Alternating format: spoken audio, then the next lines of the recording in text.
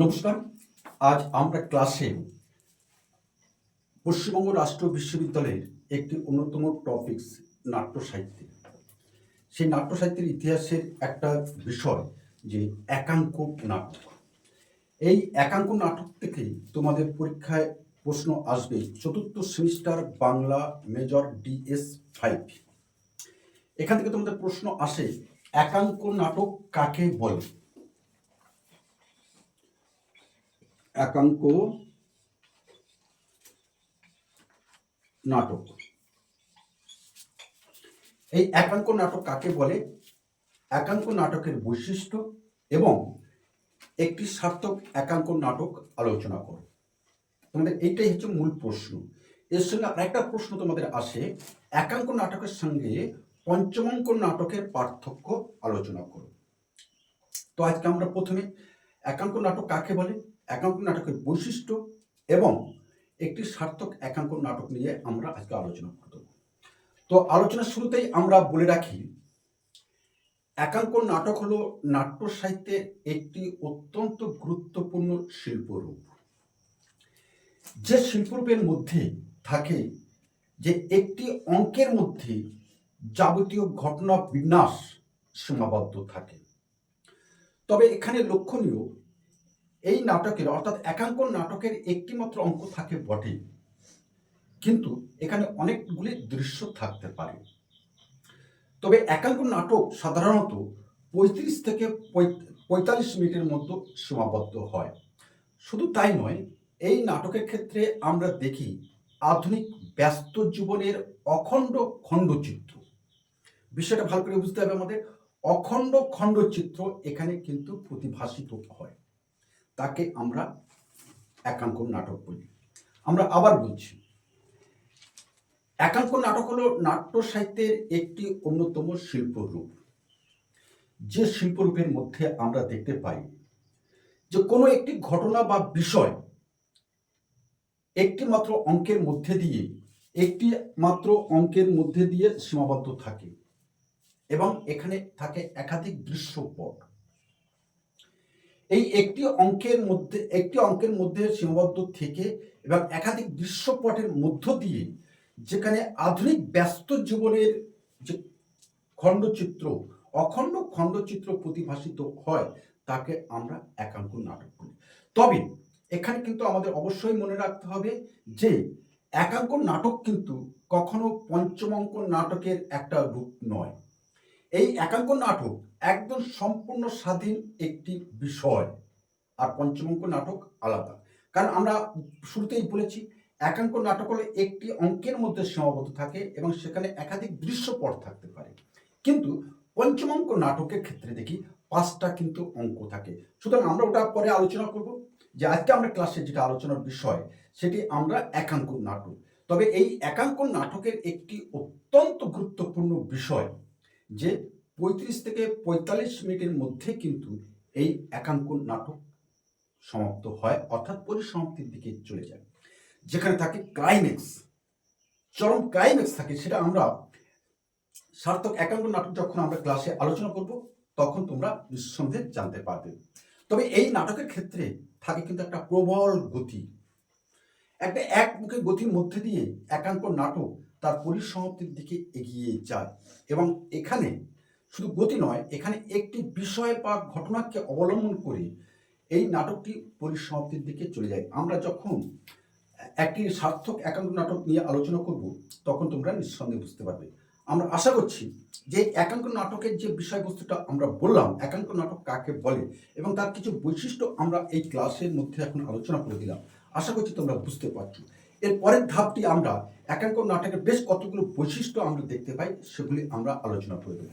তো সেই আলোচনা ফাঁকে একটা কথা বলে রাখি, আমার দূরগত যে সকল ছাত্রছাত্রী আছে তারা আমাদের আমাদের এই ভিডিওটি তোমরা অবশ্যই তোমাদের বন্ধুর মধ্যে একটু শেয়ার করে দেবে। শুধু তাই নয়, তুমি যদি এই মুহূর্তে যদি আমাদের চ্যানেলটি সাবস্ক্রাইব না করে থাকো, তাহলে অবশ্যই আমাদের বেল আইকনটি প্রেস করে রাখো। অবশ্যই এই ধরনের বিষয় তোমাদের কাছে আমরা তুলে ধরতে চাই। তো চলুন আমরা আসি একাঙ্ক নাটকের বৈশিষ্ট্যগুলি কি কি এক এক করে আমরা জেনে নেব। তাহলে এবার আমরা দ্বিতীয় পর্বে আসি। প্রথমে আমরা জেনে নিয়েছি যে একাঙ্ক নাটক কাকে বলে। এবার একাঙ্ক নাটকের বেশ কিছু উল্লেখযোগ্য বৈশিষ্ট্য আছে, সেই বৈশিষ্ট্যগুলি আমরা তোমাদের কাছে তুলে ধরছি। তবে তোমরা যদি এই ক্লাসের বিষয়টি তোমরা খাতায় লিখতে না পারো, তাহলে তোমরা অবশ্যই আমরা ডেসক্রিপশন বক্সে আমরা যে নোটস আছে, আমাদের যে নোটের চ্যানেল আছে আমাদের ওয়েবসাইটে, সেটা আমরা লিঙ্কটা তুলে দেবো, তোমরা সেখান থেকে লিখে নিতে পারো। তো এবার আসি আমরা একাঙ্ক নাটকের প্রথম বৈশিষ্ট্য, অঙ্ক এবং দৃশ্য। আমরা যখন একাঙ্ক নাটক পড়াচ্ছিলাম ক্লাসে, তখন আমরা বলেছি যে একাঙ্ক নাটকের থাকে একটি মাত্র অঙ্ক এবং এখানে একাধিক দৃশ্য থাকতে পারে। সেই একাধিক দৃশ্যের মধ্যে দিয়ে এই নাটকের যে মূল কাহিনী, সেটি কিন্তু বিরতিহীনভাবে সামনের দিকে অর্থাৎ পরিসমাপ্তির দিকে এগিয়ে চলে। দ্বিতীয়, ঘটনার ঐক্য। আমরা প্রথমত বলেছি আলোচনাতে যে একাঙ্ক নাটকের বিষয় বা ঘটনা কিন্তু একটি থাকে, যেখানে কোনো উপকাহিনী বা পার্শ্ব চরিত্রের কোনো হুড়ুহুড়ি থাকে না। এখানে 2 বা 3টি চরিত্রের মধ্যে দিয়ে একাঙ্ক নাটক পরিসমাপ্তির দিকে চলে যায়, যার ফলে এখানে ঘটনা বেশি থাকে না এবং চরিত্রও বেশি থাকে না, যার ফলে তাদের মধ্যে একটা ঐক্যবদ্ধতা বা মেলবন্ধন থাকে। এবং এখানে প্রথমে আমরা বলছিলাম যে একাঙ্ক নাটকে বেশি কিন্তু চরিত্র থাকে না। একাঙ্ক নাটক মূলত 2 থেকে 3টি চরিত্রের মধ্যে দিয়ে একাঙ্ক নাটক উপস্থাপিত হতে পারে, যেখানে প্রথম বা প্রধান চরিত্রের মধ্যে দিয়ে নাটকটি কিন্তু তার কাহিনী চরম পরিণতির দিকে নিয়ে যাওয়া সম্ভব হয়। এখানে চতুর্থ বৈশিষ্ট্য আমরা যেটা বলছি, এখানে থাকে আমাদের সংক্ষিপ্ততা এবং গতিশীলতা। আমরা যখন একাঙ্ক নাটকের সংজ্ঞা পড়াচ্ছিলাম, তখন কিন্তু আমরা বলেছিলাম যে এই একাঙ্ক নাটকের বিষয় কিন্তু একটি থাকে এবং তীব্র গতিসম্পন্ন হয়ে সে পরিসমাপ্তির দিকে এগিয়ে যায়। সুতরাং এখানে বিষয় কিন্তু থাকে অতি সংক্ষিপ্ত, কারণ আমরা বলেছি একাধিক বিষয় যেমন থাকে না, একাধিক চরিত্র যেমন থাকে না, সেই কারণে এর বিষয়টি থাকে অতি সংক্ষিপ্ত। একটি মাত্র আধুনিক ব্যস্ত জীবনের অখণ্ড খণ্ডচিত্র নিয়ে কিন্তু এই নাটকটি বিষয়বস্তু তৈরি হয়। এবং শুধু তাই নয়, এই নাটকে থাকে তীব্র গতি, অর্থাৎ আমরা যখন মঞ্চে এই একাঙ্ক নাটক দেখি, তখন কিন্তু আমাদের ডান দিকে বা বাম দিকে বা পিছন দিকে তাকানোর ফুরসত থাকে না। প্রতিটি কথা, প্রতিটি দৃশ্যই এখানে থাকে তীব্র গতিসম্পন্ন, যার ফলে মানুষের অর্থাৎ দর্শকের নজর কিন্তু মঞ্চ অভিমুখে থেকে কখনো সে ফেরাতে পারে না। এটাই কিন্তু একাঙ্ক নাটকের একটা অন্যতম বিশেষ বৈশিষ্ট্য। এবং তাই নয়, এখানে এই একাঙ্ক নাটকে থাকে আধুনিক ব্যস্ত জীবনের সংশয় এবং দ্বন্দ্বের প্রকাশ। একাঙ্ক নাটকে থাকে আধুনিক ব্যস্ত জীবনের সংশয় এবং দ্বন্দ্বের প্রকাশ, এবং চরম মুহূর্তে থাকে ট্র্যাজেডি। আমরা গতকালে যে আমরা একটা ক্লাসে আমরা বোঝাচ্ছিলাম, এটা বোর্ডে করে দিতে পারলে ভালো হয়। আসলে আমাদের জীবনটা, প্রত্যেকটা মানুষের জীবনটা হলো একটা ত্রিভুজের মতো। এ বি সি এই 3টি বিন্দু থাকে। এ বি যেহেতু ভূমি, এই ভূমিতে যাবতীয় ঘটনা আমাদের ঘটে, আর এখানে থাকে সংশয়, এখানে থাকে দ্বন্দ্ব, এখানে থাকে মনোমালিন্য, এখানে যাবতীয় কলহ যেন এই ভূমির উপরে সৃষ্টি হয়। আর যখন এই ভূমির উপরে অর্থাৎ এ বি এই ভূমির উপরে সৃষ্টি হয়, তখন আমাদের মধ্যে ভুল বুঝাবুঝি থাকে। এই ভুল বোঝাবুঝি থেকে নায়ক বা নায়িকা তার কাছ থেকে সোজাসুজি চলে গেল কোথায়? আমাদের সি বিন্দুতে, অর্থাৎ শীর্ষবিন্দুতে।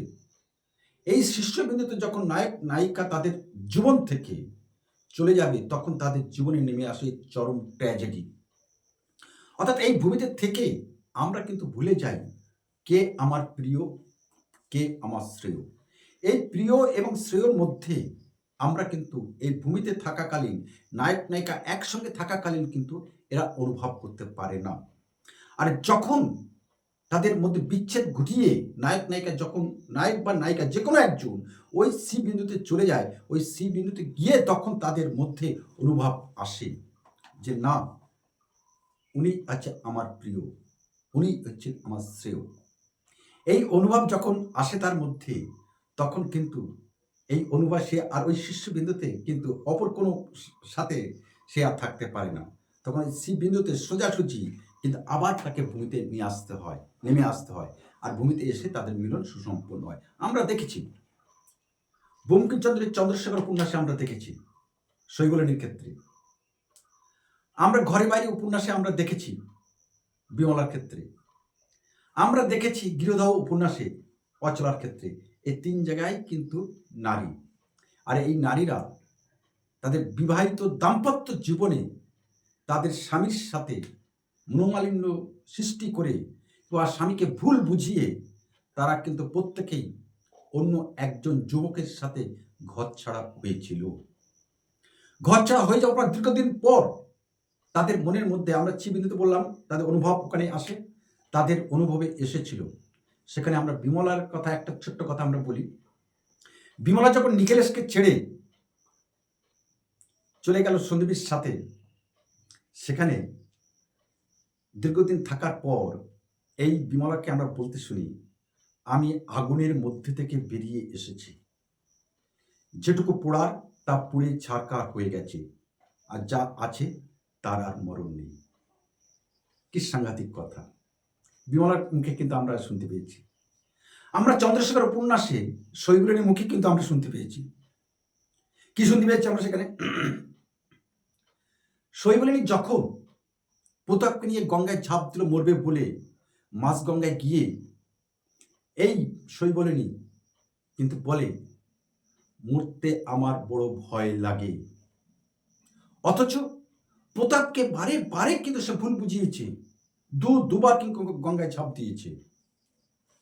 একবার বলছে মরতে আমার বড় ভয় লাগে, আর একবার এই শৈবলিনী বলছে যে কে প্রতাপ, হিমালয়ের চূড়ার কাছে পাদদেশ, অর্থাৎ চন্দ্রশেখর তার হলো হিমালয়ের শিষ্য, আর প্রতাপ যাকে ভালোবেসে সে ঘর ছাড়া হয়েছিল, সে বলছে যে প্রতাপ আজ কোথায়, যে হিমালয়ের পাদদেশ। যাক, আমরা ভিডিওটা দীর্ঘায়িত করব না, বলতে গেলে অনেকটা এসে যাবে। স্বল্প সময়, আমাদের ব্যস্ত জীবন, আমাদের হাতেও খুব কম সময়। এবার আমরা আলোচনা করে দেব একটি সার্থক একাঙ্কন নাটক। আমরা একটা ভিন্ন ধরনের নাটক এখানে আমরা আলোচনা করে দেব। তোমরা অনেকেই একদম কমন জিনিস তোমরা আলোচনা করবে, আমি একটু ভিন্ন ধরনের বিষয় নিয়ে তোমাদের এখানে আলোচনা করে দেবো একাঙ্কন নাটক। আর সেই সার্থক একাঙ্কন নাটকটা হলো শুভ যাত্রা, প্রবোধ মজুমদার। প্রবোধ মজুমদারের একটি উল্লেখযোগ্য সার্থক একাঙ্ক নাটক হলো শুভযাত্রা। আর এই নাটকে আমরা দুটি প্রধান চরিত্র আমরা দেখি। আমরা শুরুতে বলছিলাম 2 থেকে 3টি চরিত্র, এখানে 2টি চরিত্র আমরা প্রধানত দেখি। এক হলো, লিখছ, এক হলো মৃণালিনী, 2 হলো অধ্যাপক সুধাংশু। মৃণালিনী দাম্পত্য জীবন পরিপূর্ণভাবে সুখ শান্তি নিয়ে উপভোগ করছে। বিয়ের কিছুদিন পর এই মৃণালিনী একটি সন্তান প্রসব করে। আর সন্তান প্রসব করার পর, অর্থাৎ জন্ম দেওয়ার পর, মৃণালিনী পাগলিনী হয়ে যায়, যাকে নিয়ে অধ্যাপক সুধাংশুর ঘর সংসার করা আর সম্ভব নয়। চরম পরিণতি কিন্তু সৃষ্টি হচ্ছে মানুষের মধ্যে। দেখুন, এই যে ঘর সংসার করা তার পক্ষে সম্ভব নয়, এই যে তার মনের মধ্যে ভাবের উদয় হলো, তখন এই অধ্যাপক সুধাংশু নমিতা নামে আরেকটি মেয়ের সাথে বিবাহ করবে বলে মনস্থির করে ফেলে। শুধু অধ্যাপক সুধাংশু মনস্থির করে না, তার আত্মীয় স্বজন সকলকে নিয়ে নমিতার সাথে তার বিবাহের বিষয়টি একদম পাকাপোক্ত করে ফেলে।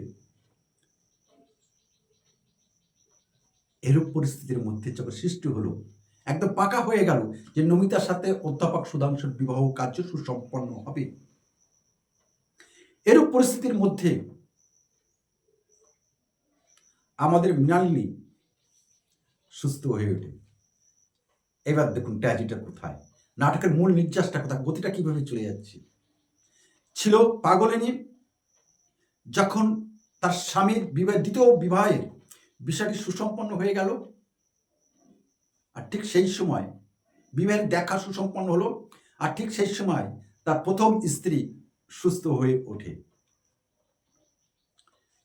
আর এরূপ অবস্থার মধ্যে তাদের গৃহ চিকিৎসক জানিয়ে দেন যে এই যে মৃণালিনী আজকে সুস্থ হয়ে উঠেছে,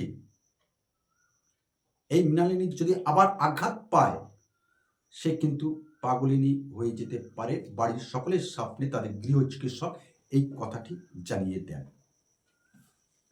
এরূপ অবস্থার মধ্যে আমাদের নাটকের ঘটনাটা তীব্র গতি নিয়ে যবনিকার পথে এগিয়ে চলছে। এখানে আমরা আশ্চর্যভাবে লক্ষ্য করলাম যে মৃণালিনী তার স্বামী দ্বিতীয় বিবাহের বিষয়টি তিনি মত প্রকাশ করেছেন।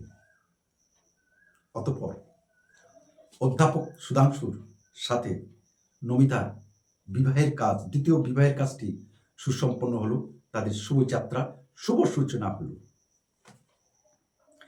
অর্থাৎ এখানে আমরা দেখছি যে নাটকের যে চরম মুহূর্ত, সেখানে আছে পরিহাস, এবং সেই পরিহাসটি কিন্তু এখানে জয়যুক্ত হয়েছে। আর সেখানে যবনিকা উন্মোচনের পর কাহিনী এবং ঘটনা পরিণতি লাভ করেছে। তবে আমরা এখানে বলতে পারি বিষয়বস্তুর দিক থেকে, পরিবেশনার দিক থেকে, চরিত্রাঙ্কনের দিক থেকে, সংলাপ সৃষ্টির দিক থেকে, নাটকীয়তার দিক থেকে নাট্যকার চরম দক্ষতার পরিচয় দিয়েছেন, যার ফলে এই শুভযাত্রা নাটকটি একটি রসতীর্ণ, তীব্র গতিসম্পন্ন একটি একাঙ্ক নাটক বলে আমরা নিঃসন্দেহে অভিধান করতে পারি, যেখানে আছে আমাদের আধুনিক ব্যস্ত জীবনের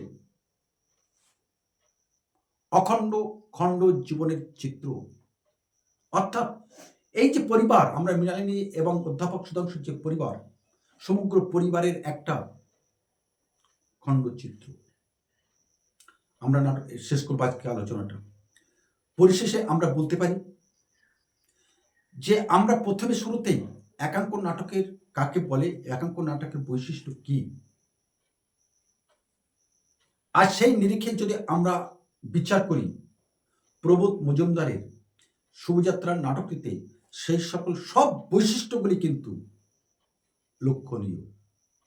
আর এদিক থেকে আমরা বলতে পারি যে প্রবোধ মজুমদারের শুভযাত্রা নাটকটি অবশ্যই একটি একাঙ্ক নাটক। আশা করছি আমরা সমগ্র বিষয়টা এই স্বল্প সময়ের ব্যবধানে তোমাদের সামনে তুলে ধরতে পেরেছি। আর যদি তোমাদের অনুভূতিতে যদি বিন্দুমাত্র লাগে, অবশ্যই কমেন্টস করে আমরা জানাবি যে মৃণালিনী শেষ পরিণতি কি হয়েছিল। এই প্রশ্নটা কিন্তু তোমাদের সামনে রেখে গেলাম, অবশ্যই কমেন্টস বক্সে তোমরা জানিয়ে দেবে। মৃণালিনী নমিতাকে কি মেনে নিতে পেরেছিল, না মৃণালিনী শেষে নিঃসঙ্গ হয়ে গেল তার সন্তানকে নিয়ে? অবশ্যই কমেন্টস বক্সে জানিয়ে দেবে, এবং ভিডিওটি ভালো লাগলে অবশ্যই বন্ধুদের মধ্যে শেয়ার করবে। তো নমস্কার, আজ আমরা এখানে রাখি। আগামী কোনো একটা ভিডিওতে অবশ্যই তোমার সাথে আমাদের আবার দেখা হবে, এই প্রতিশ্রুতি আমরা দিয়ে গেলাম। নমস্কার।